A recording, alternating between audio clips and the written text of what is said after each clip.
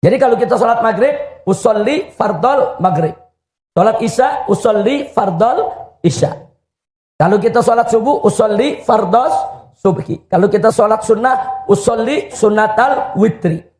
Jadi sebut usollinya, sebut jenisnya, sebut nama sholatnya. Hanya ini 3 syarat. 3 syarat yang harus ada dalam penangkapan niat.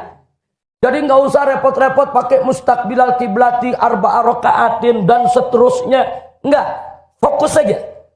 Begitu kita baca usolli fardol maghribi tarata raka'atin mustaqbilal kiblati adaan ma'muman lillahi ta'ala. Allahu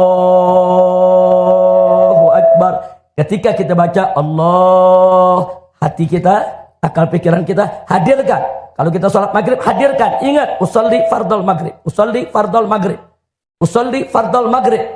Atau yakini dengan bahasa kita. Saya sholat maghrib, fardu maghrib. Saya sholat wajib maghrib. Saya sholat fardu maghrib. Tancapkan di hati kita saat kita membaca Allahu Akbar. Itu yang disebut niat. Kira-kira jelas tidak? Tapi kalau pertanyaannya, oh kalau gitu nggak perlu dong talafuz usolli fardol maghribi. Siapa bilang tidak perlu?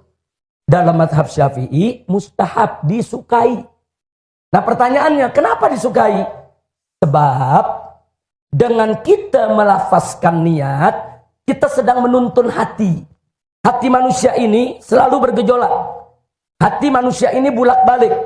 Hati manusia ini kalau tidak diikat, diseret, disadarkan, nah, nanti dia tidak hadir dalam sholat kita. Nah maka itu waktu kita menghadap kiblat, kita menghadirkan hati kita ucapkan niat usolli fardol maghribi. Maksudnya saat kita mengucapkan itu seolah-olah kita lagi tegur kita punya hati. Hati dan akal pikiran kita tegur, hatiku, akal pikiranku, ingat, ini kita mau sholat nih. Ingat, kita mau sholat maghrib. Ini ada 3 rakaat. Ini menghadap kiblat. Kita sebagai makmum, ingat, hadir. Jadi kita tuh lagi mencambuk kita punya hati.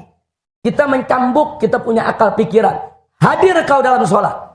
Nah, begitu hati kita udah kita cambuk, hadir, siap dia hadir, baru kita takbiratul ihram. Allah.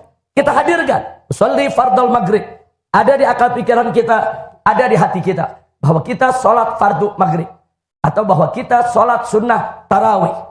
Masukkan dalam hati kita. Dari mulai kita baca Allahu Akbar. Itulah yang disebut niat. Kira-kira jelas tidak? Tapi kalau kita enggak